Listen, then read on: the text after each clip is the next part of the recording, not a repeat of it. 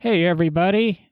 Happy New Year's Eve to everyone. I'm sure we're concluding 2018 and looking at 2019 and some of the excitement. It's been a great year for the podcast. Our numbers have more than doubled in the year and are still on every month in the last couple of months since our I want to say relaunch, but after our unannounced break back in September. Listener feedback's been wonderful. I think all three hosts are excited. We've all kind of got different goals and outlooks. We've had some interesting guests after upgrading some equipment. And we had Andy Pilgrim filling us in on some safety stuff that I refer to almost all the time anymore. I'm probably pretty annoying if you are personal friends with me on Facebook. General discussion on the street. I think the Tony Watley episode, I keep getting feedback from the two co-hosts. A lot of listener feedback. We might have to have Tony back and see what's going on there. I think everybody hosting is latched onto a side hustle now or is doing some plans for side hustling. How are you guys doing? There's a quick little synopsis for me. I think we've got everybody tonight, right? Sure, yeah, we're all here. I think Will's here. Will locked up on my screen. Oh, no. Was that Will texting us? Yeah, he lost his internet. He said he's creating a hotspot with his phone, and he's going to do it a la Derek. Are you still there, Derek? I am still here. Are you, John? Yes, I like the mirror and the hand puppets. I believe I see a Will coming back at us. How's it going, Will? Hey, I don't know what happened, but, hopefully y'all hear me all right. Yeah, we got you. We got you back. That's technology for you. Where'd we leave off, guys? You still out there, Will? Yeah, just being all stealthy. Yeah, I'm being stealthy. Just working, trying to get a couple of projects finished up before the end of the week so the customers can have them home for the holidays, and going right back to work after we finish here about, I don't know, probably about 9:30. You work too hard or too much. Well, when you work for yourself, you're never off. So it's just how it is. Or you're just off all the time. One of the two. Yeah, maybe one day I can figure out how to take a day off. Yeah. Boy, we all seem to really be into it tonight. I guess we're a little bit tired from Christmas shopping and trying to close up the year. And we kind of threw out an idea for reflecting back on our 2018 goals and seeing if we achieved them and where we went to for 2019. Unfortunately, we never did do that 2018 episode goal, so our 2018 goal episode, let's get that right. God. Sorry, guys. Where do we see, let's visit. Do we have any professional goals and trying to keep it car topic, buying new cars, not buying new cars? That's actually one of my goals is let's see if I can make it through this entire year without buying a car. I honestly believe that has not happened in the 30 years of my life since I turned 16. So I don't think I've went 12 months without buying a car, but that is a goal that I have, is to in 2019 with both my Taurus and my van. I know for myself, kind of personal goal, we definitely get a better shop set up here at the new house in Kentucky, and get myself a little more workspace to be able to work on the cars. And I'd like to get more of my cars on the road over the next year, be out driving around and having fun with my cars. So that's a big goal on my list, is whether it's a full pole barn or full, barn of some sort, or just, John, kind of like you've done in the past, some of those pre-built buildings that they drop off just to get a little bit more space. I've got to do something. I have very similar personal goals as that as well. Get my... No, I got to... That's at the shop. Didn't you just build a new barn? No. He built a pool. I have a 30 by 40 at Pool my at the house that's house, just barn at the shop. stacked Okay. full of my crap and my dad's crap. And my dad just built a new 50 by 60 garage. And so, get his stuff to his garage and out of my garage, and, get some of the personal stuff I have going on here at Big Oak at my house. I got a few projects personal projects that I need to get finished up and get on the road, and a couple of them are build to sell, and a couple of them are build to drive and enjoy, and then eventually sell. I don't keep nothing too long. Try to get some enjoyment out of it, and then somebody makes me an offer, and I just let it go. I've got real similar personal goals as you, Derek. I'm concluding this year that same way I concluded last year. Finish the shop, new shops in order, studios in order. Got a couple ideas behind that to improve the studio audio quality. We've been recording with video lately and maybe getting some video aspects out for the podcast. But no, I hope to say, I'm not going to say there's any shop goals. Even doing my Christmas list this year, I didn't have anything to add. I added my saw stop to my wood shop last year, and that was my last major tool goal. Did that early January last year, and moved this year. And I think it's just my goal for 2019 is to find some normalcy. Where are you going to do your woodworking if you don't have a shop set up, John? Well, when I moved here, the garage was kind of utilized for storage, and I've rented a warehouse, and I've got a 400 square foot warehouse that's all storage and the stuff from the garage, and I've commandeered the garage, so I have a oversized 2-car garage as my wood shop now, which gives me roughly a 600 square foot footprint. It's very similar to the shop that I had just completed at the house that I sold over the summer. I'm doing the everyday man garage shop, nothing dedicated or anything. And since I do so much car stuff and that at work, I really don't do much car stuff at home. And, I talk cars all the time. I work on cars all the time. I travel and do car stuff. And that's one of my goals is I might actually, in January, head down to Kissimmee to one weekend of auctions for Mecum. Will and I have talked about going back to McPherson in May for their car show and doing some car stuff there. I've got 4 or 5 other little events that I'm working on and trying to do some stuff with the podcast, maybe some media passes and that, so that I can interview some people and, again, use the podcast as an excuse to enjoy some car events with a little special privileges. Sounds like a good excuse for you to go to SEMA next year to me. 16 years in a row, I think people have asked me to go to SEMA. How about reminding me in July? You need to get on it here not too long from now and get media passes and go as media is what you need to do with the podcast.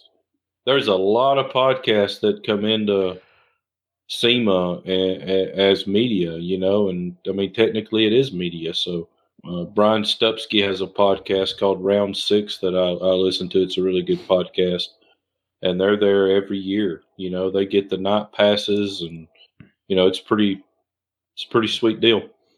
Well, we can work on that. I'm sure you can provide some guidance and assistance. I know I listen to some podcasts that also broadcast from SEMA. It's like they get 2 months of episodes out of SEMA, so they don't have to record for 2 months. But I'll type that into my phone. Since we got video, I'll type it in. See, phone, No, I'll type that in, and let's start working on that one. Maybe we'll head out to SEMA.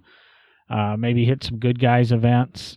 I kind of want to get the podcast out on the road a little bit, do some live broadcasting, or we might do some live broadcasting, but at least be able to get some segments and some interviews. And I've been listening to various podcasts on how we can do that and effectively do it so that we can bring this and share it with our listeners.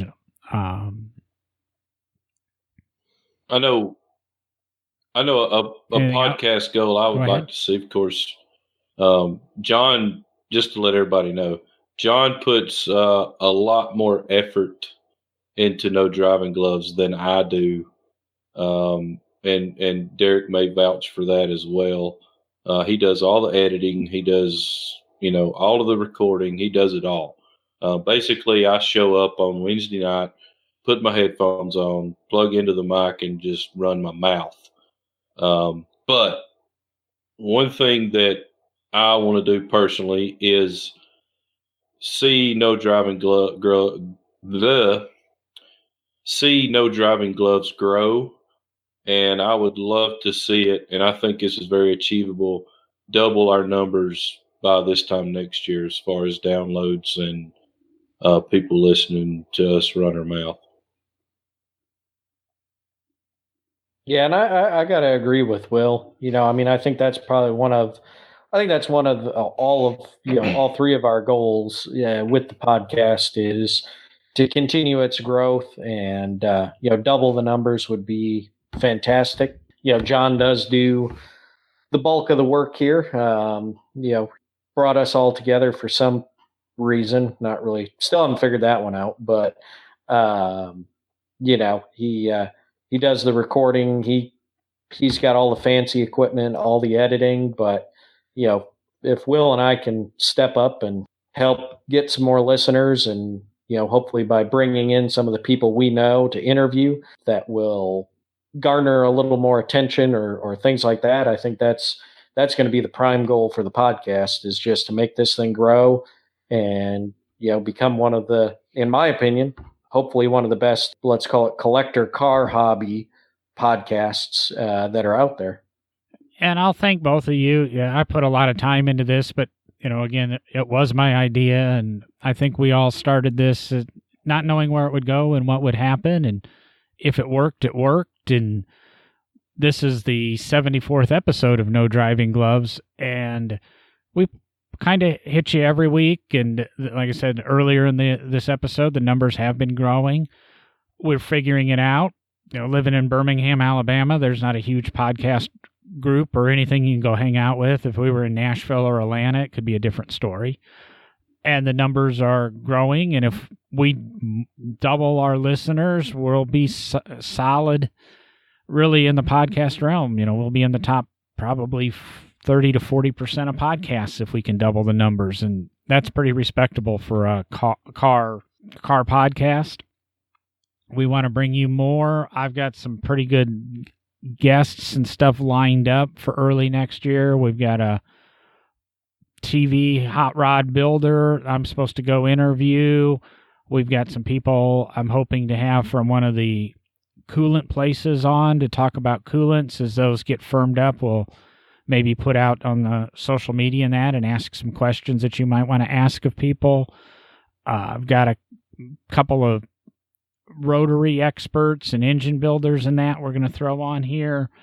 I know Will's got some social media stuff. Derek's got some race car drivers and some things. It looks to be an exciting year. We finally, the first few episodes, we're learning it, and do we want to do it?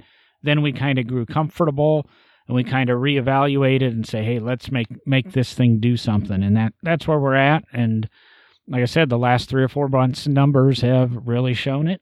And all we got to do is get it out there, tell your friends about it. Don't mention it very often. We do have a Patreon. If you want to contribute a couple of bucks, look us up, No Driving Gloves. The rewards and that, I'll be honest, I'm very lacking on. We can achieve anything that's still listed there, except early releases of the show. Just scheduling prevents that, but we're working on revamping those rewards, and a little bit of money helps, but we'd like just to bring this to you. If we make a couple of bucks, we make a couple of bucks, but kind of as Derek and I said last week, we do the podcast to help expand your knowledge and have fun with it. And I think it's built pretty good friendship between the three of us, and if we can live up to some of these goals, I think we'll have at least a good show. Friendship while we're recording. You guys don't get to hear the pre-recording and post-recording where we fight. So we get that all out before and after. So this comes out as a clean, family-friendly car hobby podcast.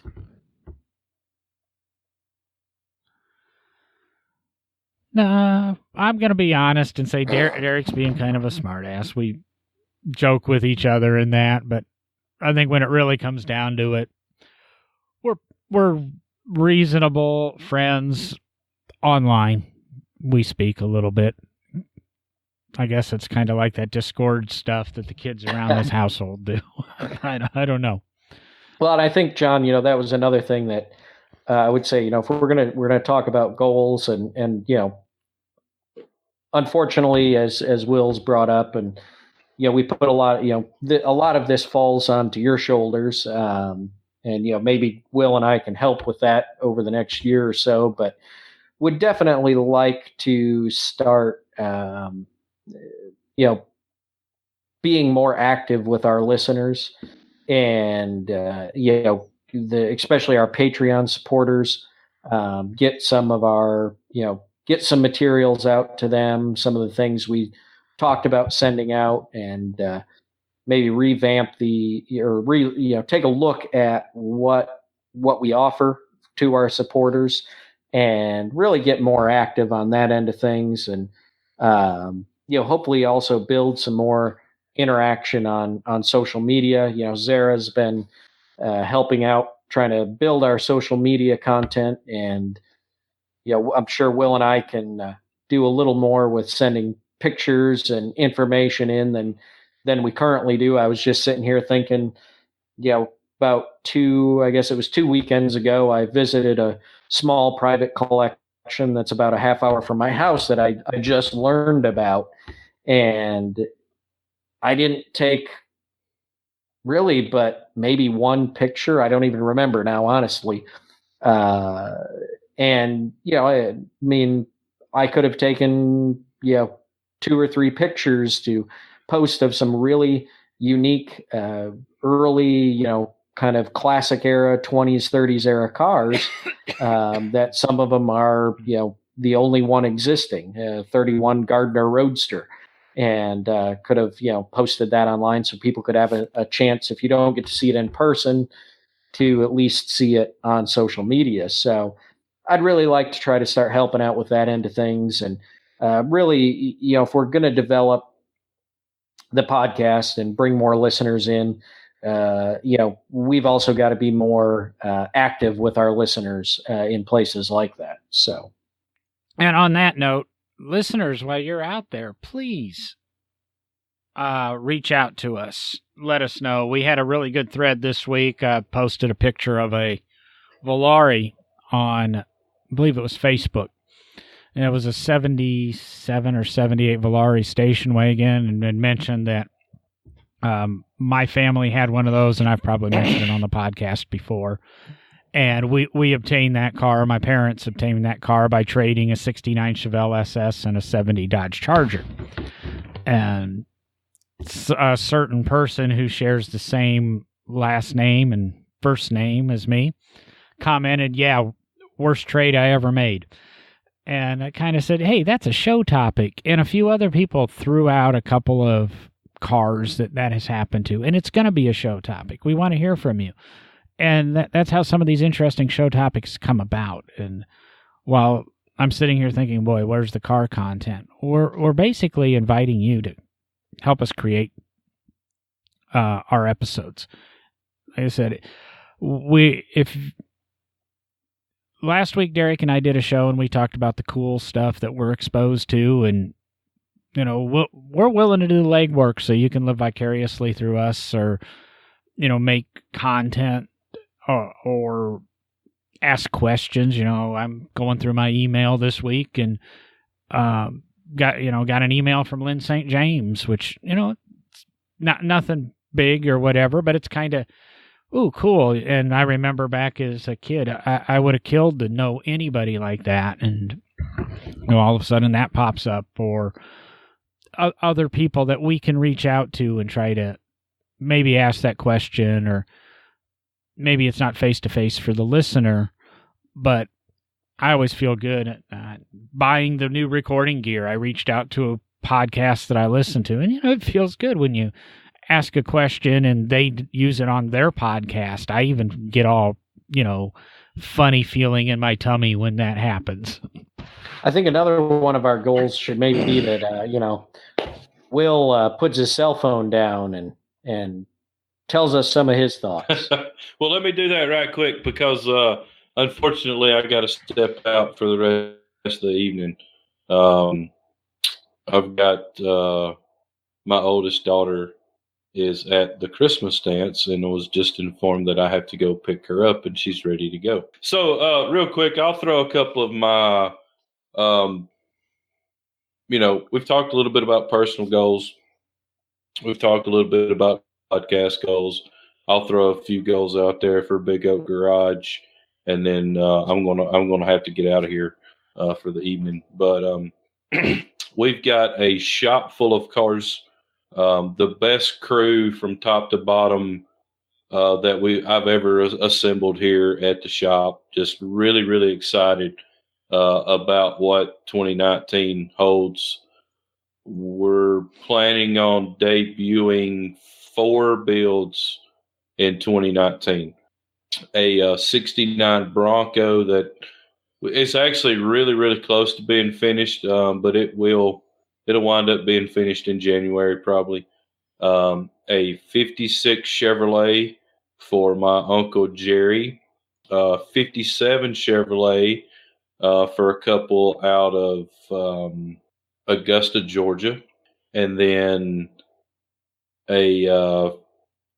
what did I say? I screwed all that up. Anyway, let's see. 69. We're planning on debut or bringing out 4 cars this year: a Bronco, a 57 Chevy, a 56 Chevy, and a 66 Cadillac. So those are 4 builds that we should have out this year. Look for a couple of them to actually debut at SEMA. I'm working on that right now. If I can pull that off, that would be pretty huge for Big Oak Garage, and got some cool stuff actually waiting to come in the shop too. So the future looks pretty good for us, and really, really looking forward to 2019 and hopefully having all 4 of these vehicles finished up and hitting the show circuit really hard in 2020. As far as Big Oak goes, that's where it is. It's car related. I'm not building on no more. I'm not adding any more employees. We're gonna stick with what we got and just keep hammering down and trying to build really cool cars for really cool people. You sure about that hiring thing? Will spent 6 months last year talking about that. Matter of fact, Sarah and I were talking about the podcast a few days ago, and she mentioned, you remember that segment you guys used to do? Yeah, Will's Help Wanted? Yeah. It was 6 months this year that every episode you were looking for somebody new. And I say there's 9.5 of us now, and that's 9 too many employees, really.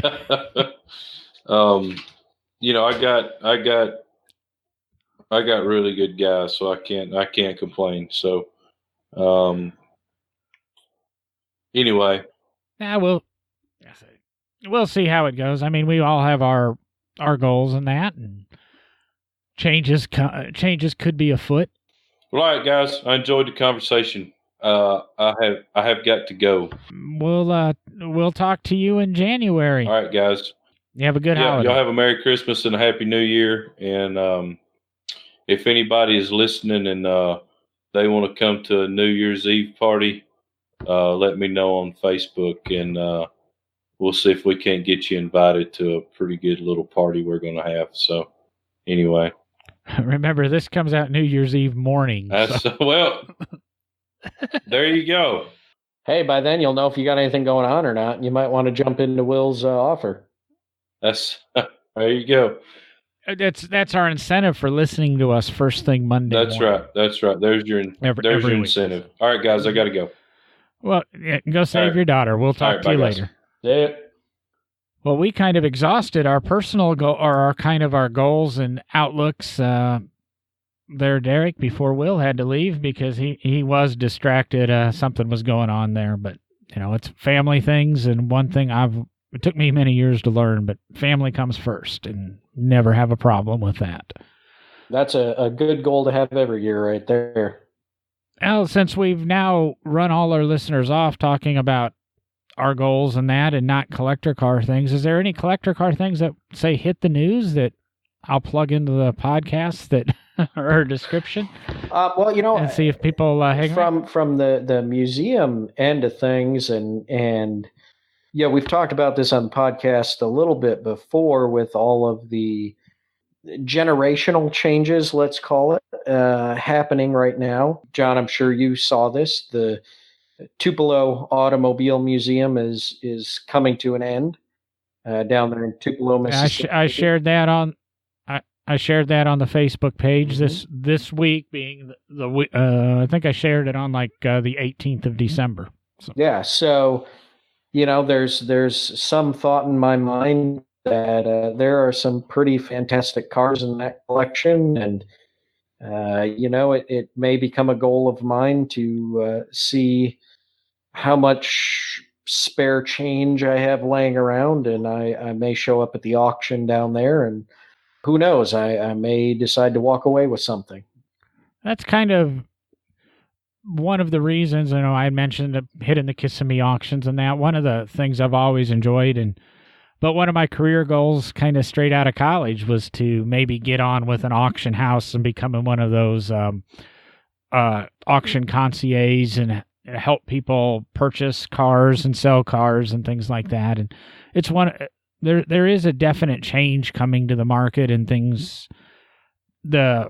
We talked really in reviewing last year's episodes. We talked Radwood about this time last year, and the Radwood phenomenon has still grown, and 80s and 90s cars are becoming the norm, and we said it with the Radwood episode. You need to step up now and buy your car, because it's kind of like everybody talks about, Nick Mason bought his Ferrari GTO in the mid-'70s, and granted, it was a $50,000 purchase in the mid-'70s, which is nothing to laugh at, but now it's a $50 million car, and I'm not saying if you go out and buy your Dodge Omni GLHS, it's going to be a $50 million car, but I don't think you'll be able to pick them up for $5,000 for much longer. And, Derek's favorite, the Beretta GT, or my favorite, the CRX. I've watched CRXs the last few years go from being a $5,000 or $6,000 unmolested, low mileage car to $13,000 to $15,000. And John, I'm going to jump in because I just learned something interesting this week.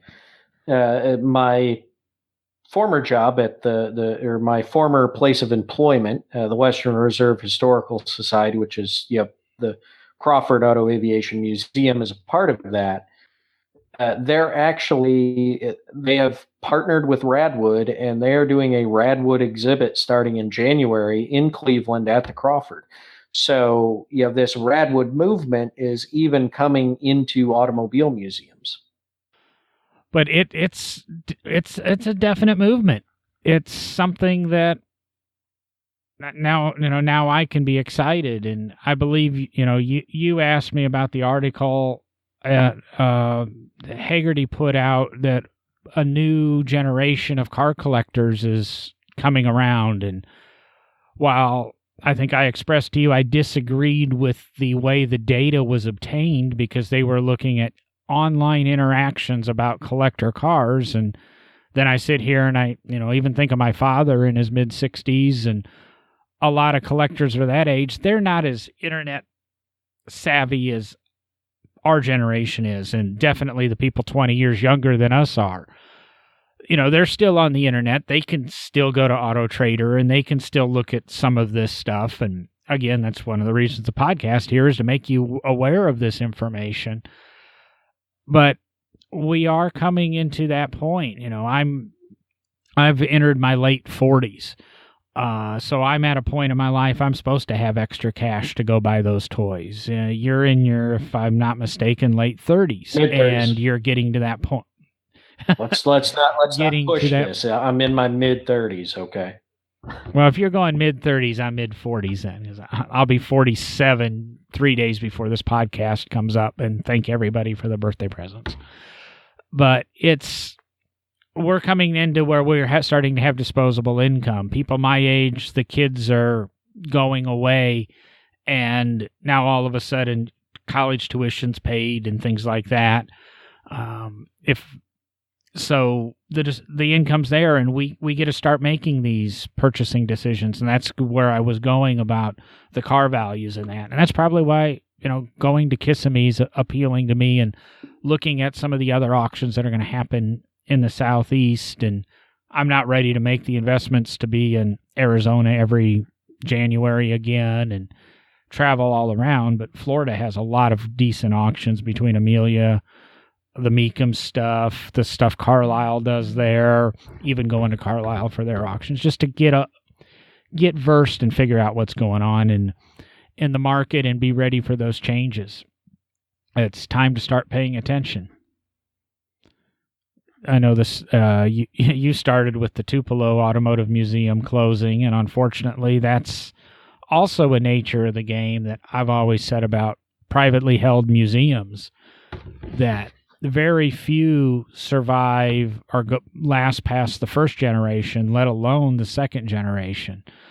And it's sad to see that collection go. And it's not necessarily the hottest stuff on the market for the upcoming buyer. So there's going to be some discounts. And Derek, there's where an advantage you have is, my prediction is you're going to see a little bit of softening in the brass era, the pre-30s market for anything like that, other than the top line Duesenbergs and Auburns and things like that. But I think you're going to see a softening of the T's and the A's for a while, but I think they'll pick back up again. They always seem to, because once you've collected the stuff from your youth, you go back and collect the traditional stuff. And while our generation has another step back to that, we'll collect our Beretta GTs and our CRXs, and then we'll go back and maybe collect some of the late 60s muscle cars and sports cars. And then we'll step back to the 50s, and then we'll step back to the brass era and things like that. So we've added another layer till we get there.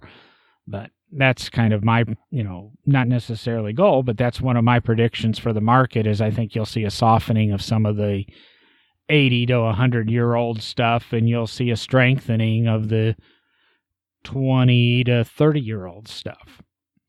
And the stuff, the muscle cars are going to remain solid. That generation has money and is passionate about their cars, and it potentially is the last real generation that is going to be passionate about their cars. Very true. Very true. Yeah.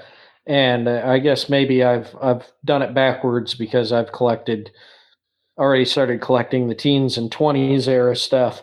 And I haven't got my 93 Beretta GT yet, but probably someday.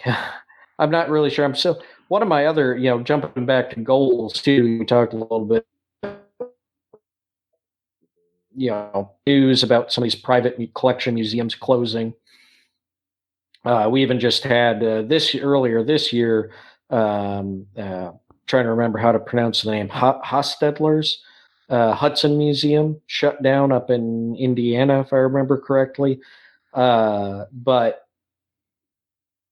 in some of this, and obviously I'm never going to open my own private collection museum. That's just not, I don't have the pocketbook to do that.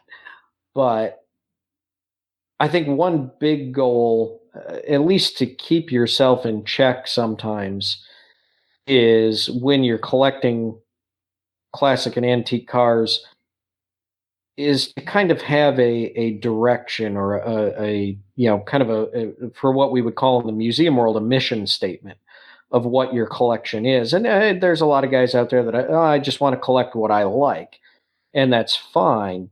But I've been trying to kind of think about,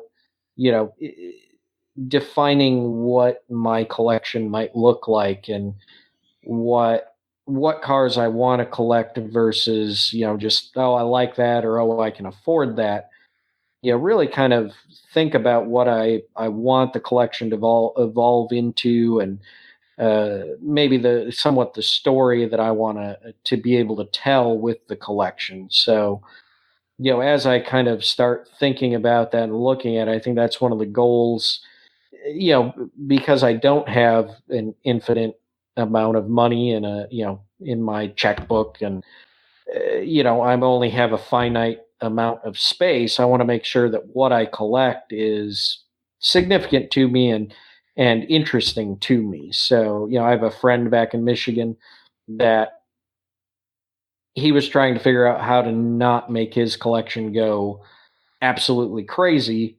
And he kind of,